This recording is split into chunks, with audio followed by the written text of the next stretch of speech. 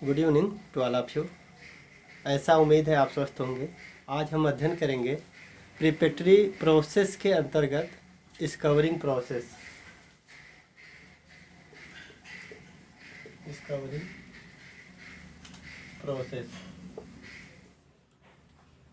तो discovering process से पहले हमने प्रिपरेटरी प्रोसेस जो पढ़ा था, सबसे पहले हम पढ़े थे चेंजिंग।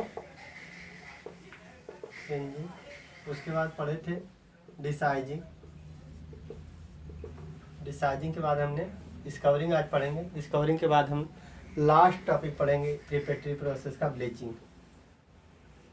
ठीक है, तो सिंजिंग का ऑब्जेक्ट आपको हमने बताया था, ये सीक्वेंस से फ्लो चार्ट है। सिंजिंग के बाद डिसाइजिंग, डिसाइजिंग के बाद डिस्कवरिंग, डिस्कवरिंग के बाद ब्लीचिंग। ये प्रोसेस है प्रिपरेटरी प्रोसेस का।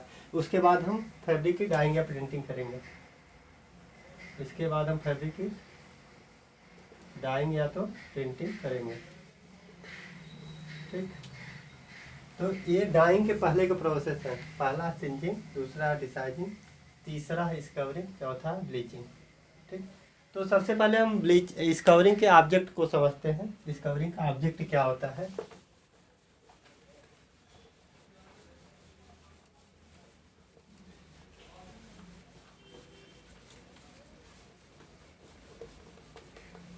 तो सबसे पहले हम डिस्कवरिंग के ऑब्जेक्ट को समझते हैं। Object to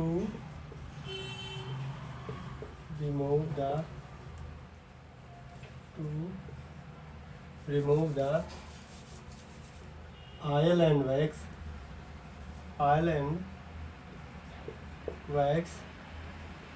and its impurities from the fabric। ठीक, तो डिस्कवरिंग का जो ऑब्जेक्ट है, to remove the oil and wax and its impurities from the fabric. ठीक, ऑयल एंड वैक्स को फैब्रिक से हटाते हैं, एंड इट्स इम्प्योरिटीज, मान लीजिए कोई डस्ट है उसको भी हटाते हैं, या कोई भी एक्स्ट्रा चीज़ जो वीविंग के बाद आ जाती है, वो डिसाइड हम प्रिपरेटरी प्रोसेस में हटाने की कोशिश करते हैं। ठीक है, जिससे कि डाइंग में किस प्रकार का फॉल्ट ना आए, इवन डाई हो। ठीक, तो इसको हम रेडी कर रहे हैं डाइंग के लिए। इसे डिस्कवरिंग प्रोसेस में भी का काम यही है कि हम फैब्रिक को और रेडी फॉर डाइंग के लिए तैयार कर रहे हैं। तो इसमें ऑयल एंड वैक्स आता कहाँ है? आपके दिमाग में ये चल रहा होगा कि oil and wax sir fabric में कहाँ से आता है। जब हम कॉटन का केमिकल कंपोजिशन पढ़े थे, तो आपने वहाँ पे पढ़ा था कॉटन का केमिकल कंपोजिशन। तो उसमें आप पढ़े थे ऑयल एंड वैक्स, जो उसमें था ऑयल एंड वैक्स जो था वो आपका 0.4 से 1.5%, 0.4 से 1.5% ऑयल एंड वैक्स था। ठीक, ऑयल एंड वैक्स होने से क्या होगा? ऑयल एंड वैक्स जब होगा तो उसमें अनइवन डाई आएगी। ठीक है, फैब्रिक में अनइवन डाई आएगी। इसी वजह से ऑयल एंड वैक्स क्या होता है? हाइड्रोफोबिक नेचर रखता है। ऑयल एंड वैक्स क्या होता है? हाइड्रोफोबिक नेचर रखता है। हाइड्रोफोबिक नेचर रखता है, जो डाई को एब्जॉर्ब करने में मदद नहीं करेगा। डाई लेट से एब्जॉर्ब होगी या अनइवन डाई एब्जॉर्ब होगी। ऑयल एंड वैक्स एब्जॉर्ब नहीं करने देता है डाई को या वाटर को। ठीक है, तो ऑयल एंड वैक्स जब हटा देंगे तो फैब्रिक में एब्जॉर्बेंसी की क्षमता बढ़ जाएगी, वाटर को एब्जॉर्ब करने की क्षमता बढ़ जाएगी। वाटर में ही डाई घुली होगी तो डाई को एब्जॉर्ब करने की क्षमता बढ़ जाएगी। ठीक है, तो हाइड्रोफोबिक से हाइड्रोफिलिक बनाता है, हाइड्रोफिलिक बनाता है। ठीक है, इस कवरिंग प्रोसेस में हम हाइड्रोफोबिक फैब्रिक से हाइड्रोफिलिक फैब्रिक बनाते हैं। आप इसको भी कह सकते हैं, हाइड्रोफोबिक फैब्रिक से हाइड्रोफिलिक फैब्रिक रेडी करते हैं। ठीक, हाइड्रोफिलिक फैब्रिक बनाते हैं। ठीक, अब इसके बाद हम देखते हैं इसके और भी कुछ इम्पोर्टेंट पॉइंट को। तो सबसे पहला पॉइंट है, इससे एब्जॉर्बेंसी बढ़ जाती है। फैब्रिक को एब्जॉर्ब करने की क्षमता बढ़ जाती है। इस कवरिंग करने से फैब्रिक की एब्जॉर्ब करने की क्षमता बढ़ जाती है। इसी में पॉइंट बना के लिखेंगे, पॉइंट बना के लिखेंगे एब्जॉर्बेंसी इंक्रीज हो जाती है, या वाटर को फैब्रिक का वाटर एब्जॉर्बेंसी बढ़ जाती है। दूसरा पॉइंट लिखेंगे, फैब्रिक को किसी भी प्रकार का फिजिकल या केमिकल डैमेज नहीं होना चाहिए जिससे कि फैब्रिक खराब हो जाए। ठीक है, जब भी आप इस कवरिंग का प्रोसेस करेंगे तो उसमें इस पॉइंट को विशेष ध्यान में रखेंगे कि फैब्रिक में किसी भी प्रकार का फिजिकल या केमिकल डैमेज नहीं होना चाहिए। फिजिकल या केमिकल डैमेज से तात्पर्य उस पर किसी भी प्रभाव से नहीं पड़ना चाहिए। अगर कोई उसमें उसकी फिजिकल प्रॉपर्टी डैमेज हो गई या केमिकल प्रॉपर्टी डैमेज हो गई जिससे फैब्रिक ख़राब हो जाएगा, फिर डाइंग करने का कोई मतलब नहीं निकलेगा। तो इसलिए इसमें कहा गया कि फिजिकल या केमिकल डैमेज नहीं होना चाहिए, फिजिकल एंड केमिकल डैमेज नहीं होना चाहिए। फिर कपड़ा आसानी से फट जाएगा, टियर हो जाएगा, फिर इससे कोई प्रॉब्लम आएगी। ठीक है, और इसमें एक पॉइंट और लिख सकते हैं, इसमें जो पॉलिस्टर की जो डाइंग होती है, पॉलिस्टर की डाइंग जो होती है वह 130 डिग्री टेम्परेचर पर होती है, और इस कवरिंग जो प्रोसेस भी होता है प्रेशर वॉल का वो भी 130 डिग्री पर होता है। इसलिए इस पॉइंट को हाईलाइट किया गया है कि पॉलिस्टर की जो डाइंग होती है, कहने का तात्पर्य है कि सबसे ज़्यादा टेम्परेचर पे जो डाइंग होती है वो पॉलिस्टर की होती है, वह 130 डिग्री पे होती है। और जो आपका इस कवरिंग का प्रोसेस जो होता है वो उसका लिए टेम्परेचर जो होता है 130 डिग्री सेंटीग्रेड होता है। ठीक, ये आप पॉइंट को मेंशन करते हैं। बाकी फैब्रिक की डाइंग लगभग 80 से 90 डिग्री सेंटीग्रेड पर हो जाती है। ठीक, इस पॉइंट को मेंशन कर दीजिएगा। उसके बाद हम नेक्स्ट हेडिंग को देखते हैं, केमिकल यूज्ड फॉर इस कवरिंग। कौन कौन से केमिकल यूज करते हैं इस कवरिंग के लिए? केमिकल यूज्ड फॉर इस कवरिंग। ठीक है, हेडिंग है केमिकल यूज्ड फॉर इस कवरिंग। ठीक है, तो सबसे पहला आता है डिटर्जेंसी। डिटर्जेंसी, ठीक, सबसे पहला आता है डिटर्जेंसी। यह एक अच्छा वेटिंग एजेंट है, यह एक अच्छा वेटिंग एजेंट है।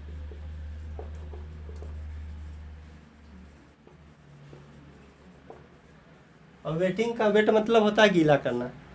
जब हम ऑयल एंड वैक्स निकाल देंगे, ऑयल एंड वैक्स हटा देंगे फैब्रिक से, तो फैब्रिक जल्दी क्या हो जाएगा, वेट हो जाएगा। फैब्रिक बहुत ही जल्दी रैपिडली वेट हो जाएगा। ठीक है, तो डिटर्जेंसी में क्या होता है, डिटर्जेंट एक अच्छा वेटिंग एजेंट होता है जिससे यूनिफॉर्म एब्जॉर्बेंसी बढ़ती है, इससे यूनिफॉर्म एब्जॉर्बेंसी बढ़ती है। कहने का मतलब एक समान वाटर को एब्जॉर्ब करेगा फैब्रिक। जब एक समान वाटर को एब्जॉर्ब करेगा, इसका तात्पर्य है कि एक समान डाई को एब्जॉर्ब करेगा, जिससे आपका इवन कलर आएगा। इसका मतलब क्या होगा, इवन कलर आएगा, इवन कलर आएगा। ठीक है, इवन कलर आएगा जिससे किसी भी प्रकार का फॉल्ट नहीं होगा। ठीक है, हम इस कवरिंग कहते हैं इसलिए कि इवन कलर आए। ठीक, अब इसके बाद हम दूसरा केमिकल का यूज करेंगे, वो है सर्फेक्टेंट। सर्फेक्टेंट दूसरा केमिकल है सर्फेक्टेंट। ठीक, इस केमिकल का प्रयोग तब हम करते हैं जब हम डिटर्जेंट का प्रयोग नहीं करते हैं। मान लीजिए फैब्रिक को हम वेटिंग करना है, तो अगर हम डिटर्जेंट से आप ट्रीटमेंट कर चुके हैं तो सर्फेक्टेंट का यूज नहीं करेंगे। ठीक है, तो इसमें यही लिखना है, अगर हम डिटर्जेंट का प्रयोग फैब्रिक पे पहले कर चुके हैं तो हम सर्फेक्टेंट का प्रयोग नहीं करेंगे। यह वैसे फैब्रिक में होता है जिस पे डिटर्जेंट्स का प्रयोग नहीं किए होते हैं।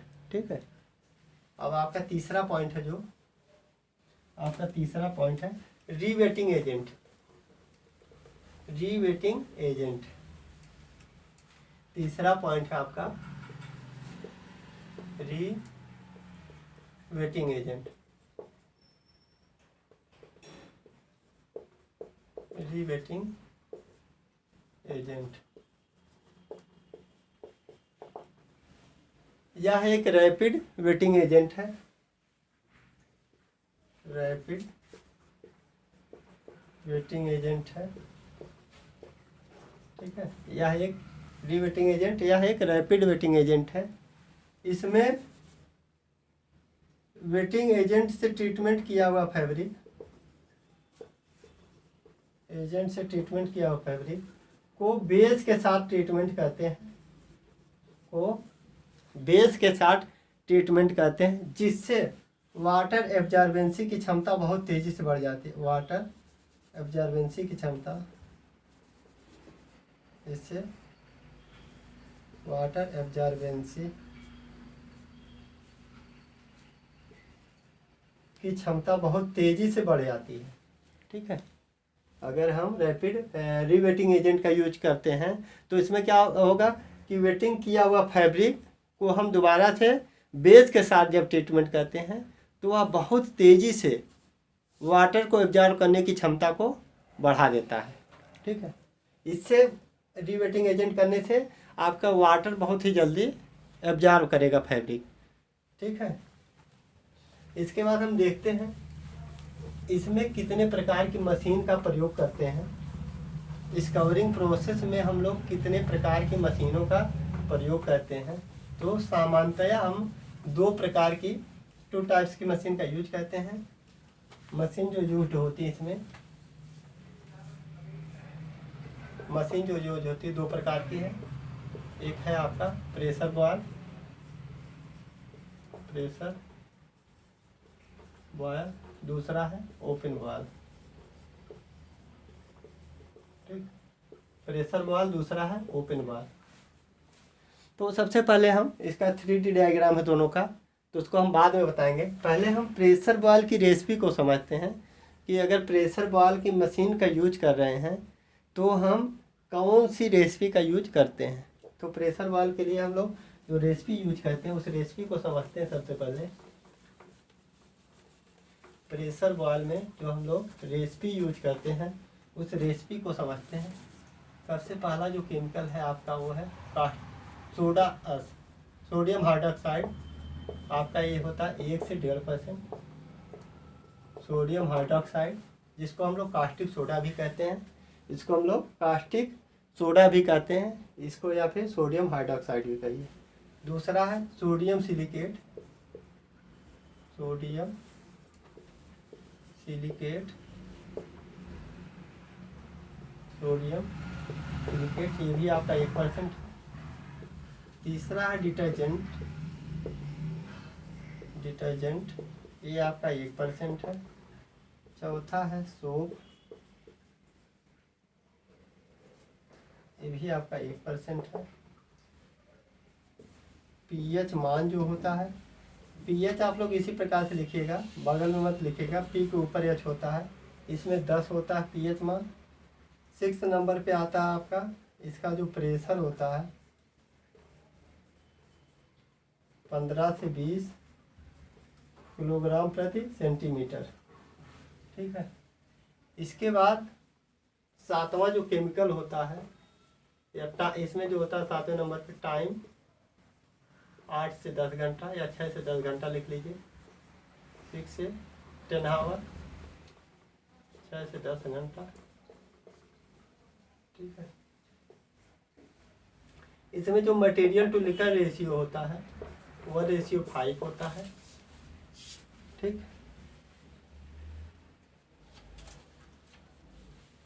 तो इसमें सोडियम हाइड्रोक्साइड 1 से 1.5% यूज करते हैं, sodium silicate 1%, detergent 1%, soap 1%, pH मान 5 से 10। प्रेशर जो इसका होता है वह होता है 15 से 20 किलोग्राम प्रति सेंटीमीटर स्क्वायर होता है।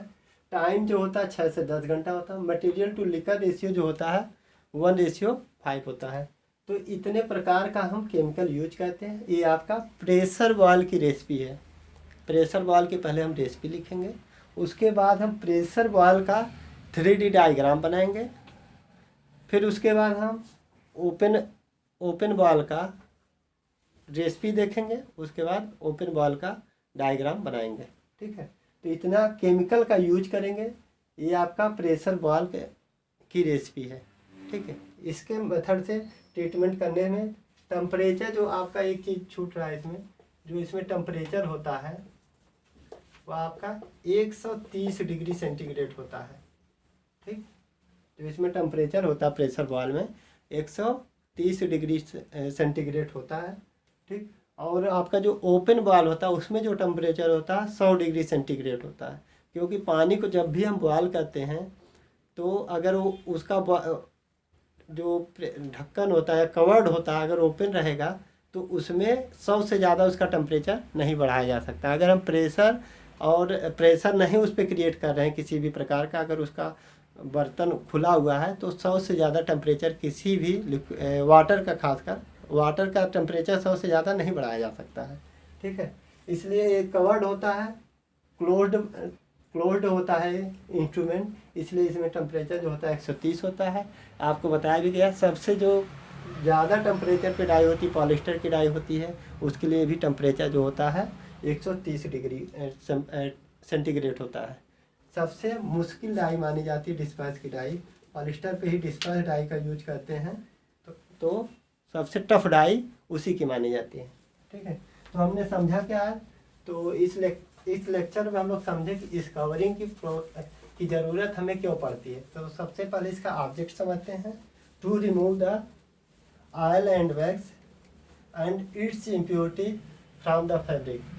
तो अगर ऑयल एंड वैक्स हट जाएगा तो फैब्रिक की एब्जॉर्बेंसी की क्षमता बढ़ जाएगी, वाटर जल्दी एब्जॉर्ब करेगा। वाटर में ही आपकी डाई मिली होती है, जिससे फैब्रिक इजीली वाटर को एब्जॉर्ब कर लेगा या इवन डाई होगी। कहने का मतलब अगर कोई पूछे इस कवरिंग हम क्यों करते हैं, इस कवरिंग ना किया जाए तो क्या होगा, इस कवरिंग नहीं करेंगे तो वाटर की एब्जॉर्बेंसी की क्षमता अनइवन होगी। इसका मतलब ये हुआ कि अनइवन डाई होगी, कहीं पे डार्क होगा, कहीं पे लाइट होगा, कहीं पे कुछ होगा। ठीक है, कहीं पे मीडियम होगा। तो इसीलिए हम लोग क्या कहते हैं, इस कवरिंग प्रोसेस कहते हैं। ऑयल एंड वैक्स जो होता है, अब कहेंगे ऑयल एंड वैक्स आता कहाँ से, क्या जब आप कॉटन का केमिकल कंपोजिशन पढ़ी थी तो वहाँ पे आपको बताया गया था ऑयल एंड वैक्स होता है, उसमें कितना होता है 0.5 से 1% होता है, 0.5 से 1.5%। उसी को हम लोग हटाते हैं नेचुरल। इससे पहले हम लोग ऑयल एंड वैक्स किसी भी प्रोसेस में नहीं हटाए थे। ठीक है, इसी को हटाने के लिए हम लोग इस कवरिंग का प्रोसेस करते हैं। तो फैब्रिक हाइड्रोफोबिक से हाइड्रोफिलिक बन जाता है, हाइड्रोफोबिक से हाइड्रोफिलिक बन जाता है, हाइड्रोफिलिक। ठीक, इसके बाद हम लोग नेक्स्ट लेक्चर में समझेंगे प्रेशर बॉल का इंस्ट्रूमेंट बनाएंगे, उसका वर्किंग प्रोसेस लिखेंगे। ओपन बॉल का हम लोग रेसिपी लिखेंगे, उसकी मशीन को वर्किंग रेसिपी लिखेंगे, वर्किंग प्रोसेस को समझेंगे। ठीक है, उसके बाद आपका नेक्स्ट लेक्चर में जो है सेकंड पार्ट इसी का बनेगा, इस कवरिंग पार्ट 2। उसमें हम जो समझेंगे प्रेशर बॉल की रेसिपी समझ चुके हैं, प्रेशर बॉल का इंस्ट्रूमेंट, उसका वर्किंग प्रोसेस, और ओपन बॉल का रेसिपी और उसका इंस्ट्रूमेंट और working process. Okay, thank you.